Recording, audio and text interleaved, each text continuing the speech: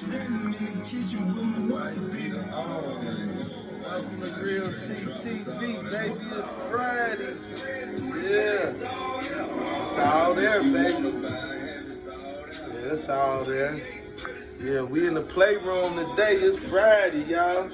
You know we in the playroom, finna kick back while I kick it with y'all for a minute, drop a little content. Yeah. Y'all see what we on today? Yeah. You see I got my man Jeezy. After I get finished kicking it with y'all, probably shoot a little pool or something, play some old Pac-Man or something, you know. It's Friday.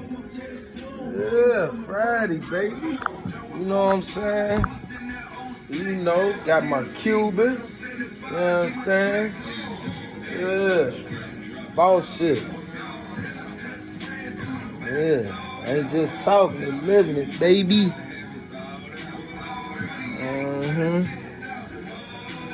For sure. Yeah, let's get to this boss talk today. That's what we doing today. That's what we do every day. For real, we have boss talk. You know what I'm saying? Y'all bosses too. You know what I'm saying? Remember that. You know. Yeah. You know what I'm saying? You a boss just because you know how to recognize. You know what I'm saying? And soak up game. You know, and that's what it's about, man. Soaking up that wisdom and that knowledge and putting it to use, you know? But dig today what we're gonna be talking about is we're gonna be talking about we're gonna be talking about comps, other places that you can, you know, target and look for houses at, find you some nice deals at. We're gonna be talking about that stuff. We're gonna be talking about that. You know, different things like that. You know, it's gonna be a relaxed day. You know what I'm saying? It's Friday, so you know I'm gonna just kick the bobo with y'all on some real estate terms, you know what I'm saying, and touch on a few things and see what we can get up out of it. Now listen, we're gonna start out with what comps is, you know, because you're gonna need to know this, and you know, you need to know how to go about that. Now, what comps is that's when you do comparisons on any house that you looking to invest in. You know, so what a comp is what's done sold in that area in the last 30 days. So what you gonna do is you want to compare prices to the houses that done sold in the last 30 days. Now, if you buying a house, this is the thing with comps. If you buying a house, you want to see what houses sold the cheapest. And if you selling the house, you want to see what houses sold the highest.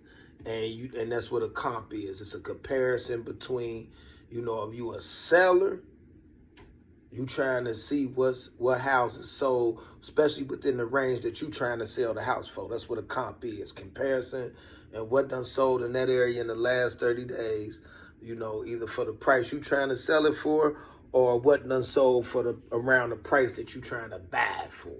So that's what a comp is. So what you do is when you go in, you know, and you ain't necessarily always got to use comps. You know, comps is pretty much used, you know what I'm saying, in situations on lending situations. So got my H2O too, baby. Now,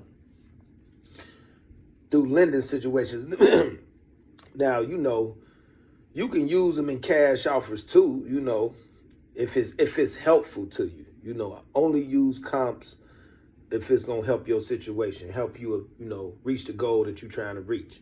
Now, that's what a comp is, you know, pretty self-explanatory. You know what I'm saying? It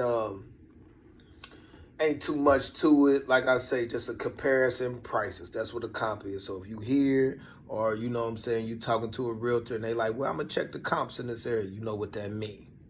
Second, now different little things you can do that go about, you know, finding or obtaining your first house. You know, obtaining your first house, that's important. That's getting over the hump. just obtaining your first piece of property. Now, I'm going to give y'all some other little ideas that you can take in and use to try to find your first piece.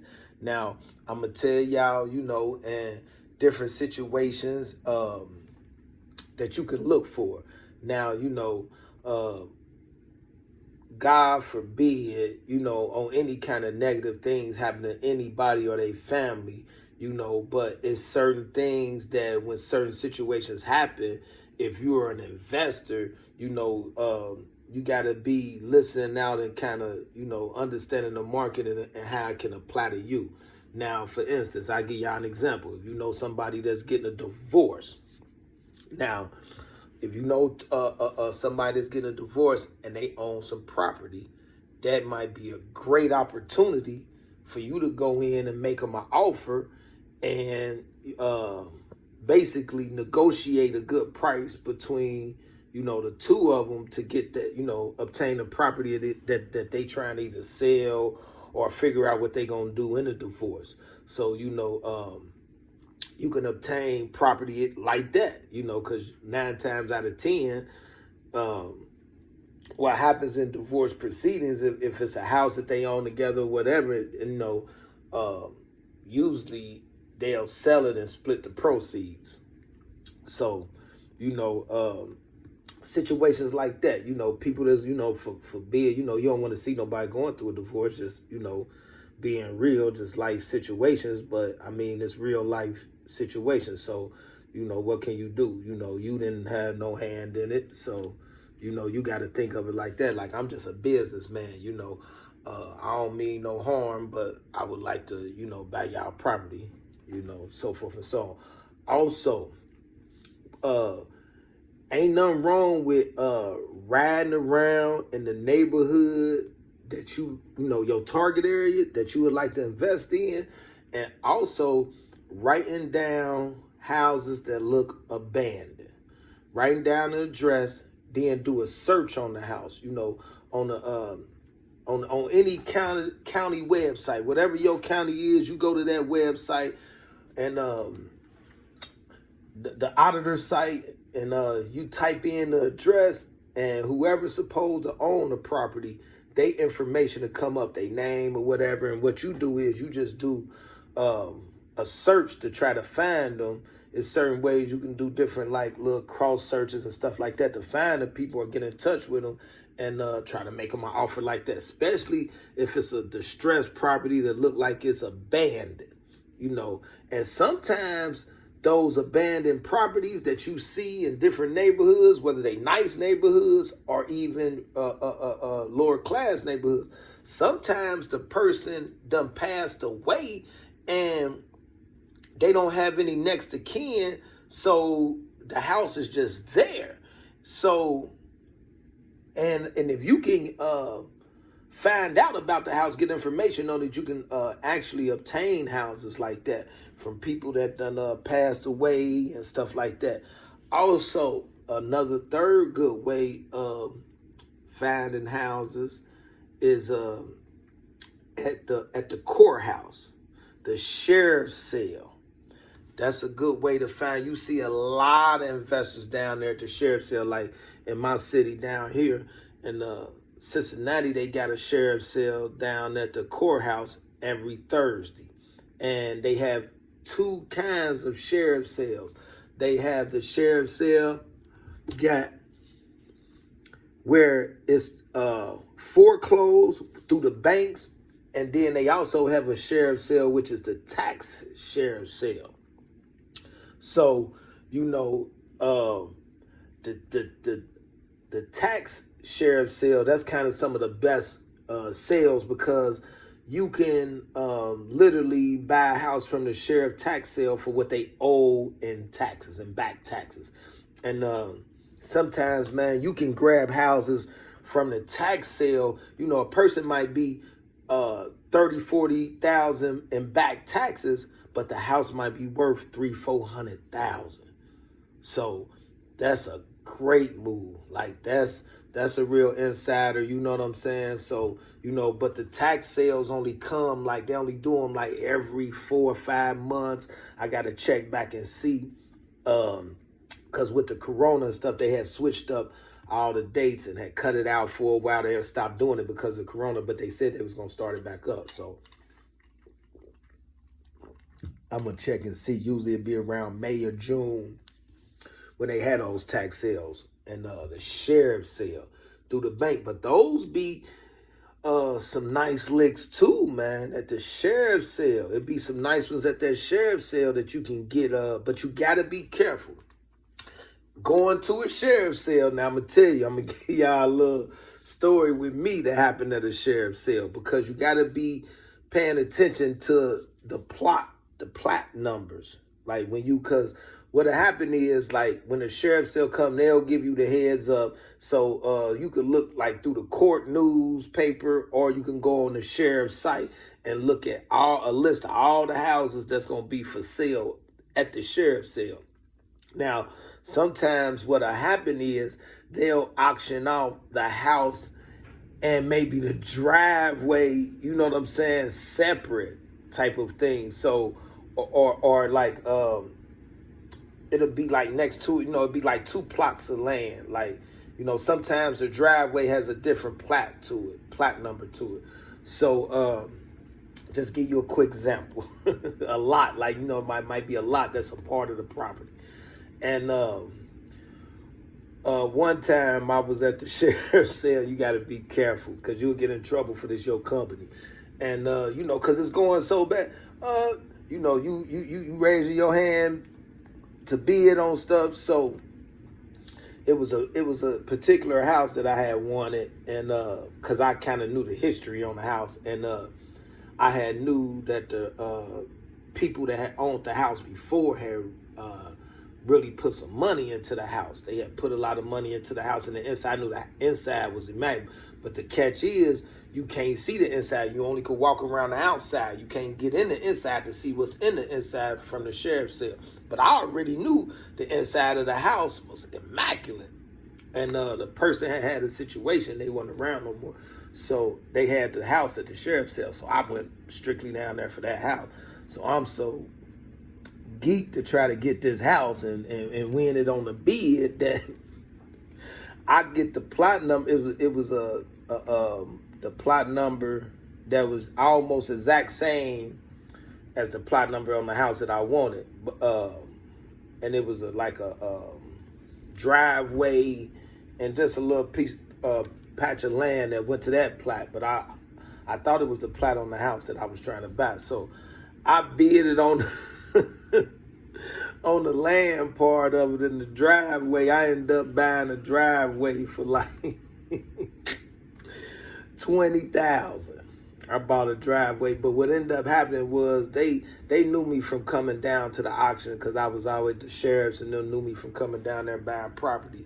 And I got it straightened down. They didn't ban me from the auction, none, because a lot of times that what'll happen is, if you bid on something and then you put a stop payment on the check or whatever, because you got to write a check. Soon as you win the property, win the bid, you write a check right there. And if that check bounces or anything, or you put a stop payment on it, they'll ban you from coming down to the auction. At least suspend you for a while, 6 months or a year, your company, and you won't be able to go down there and bid on houses. So you got to kind of be up, paying attention to what's being bidded at the time, really listening and paying attention. But mistakes happen. They know I ain't the first person or the only person that done did it. They know that, but that's something you got to be careful about, going down to those sheriff auctions or whatnot. But sheriff auction, great for finding property. Whether it's the tax sheriff sale is the best, but the bank sheriff sale is good too. You can't lose in either one. But yeah, those are a few things, man. Just a couple outlets that you can use, to obtain your first piece of property, your third, your fourth, your 50th.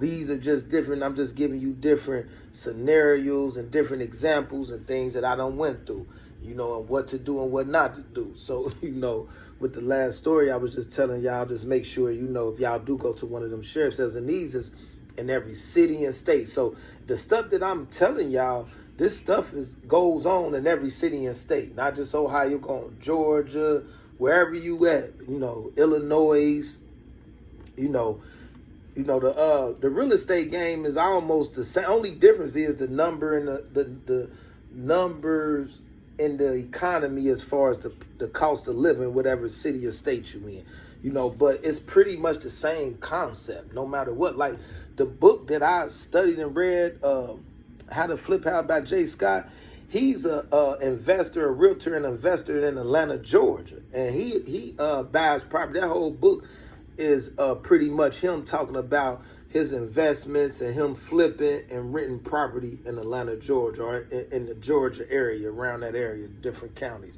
But yeah, so this stuff apply in every city and state. Remember that. So, it ain't just my state. This, what I'm giving y'all, you could take anywhere. You could take what I'm giving y'all in 52 states and make it work.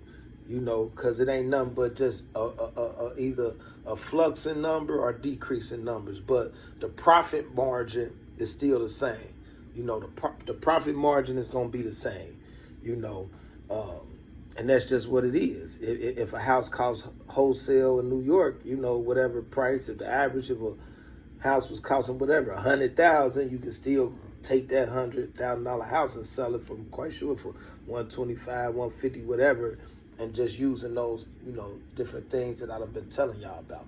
But yeah, man, that's what we doing on Friday, man. Like I said, I just wanted to give y'all a little content. I'm going to be uploading content every day, man. I'm going to give y'all something every day in this real estate, game in the real estate world.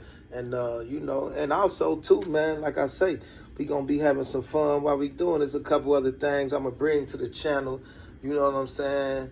And show y'all while we having fun, getting this money and talking about this real estate, this real TTV talk, man. But dig, I ain't gonna hold y'all up, I just wanted to touch bases with y'all. It's Friday, man. Enjoy your Friday, man. Enjoy your Friday.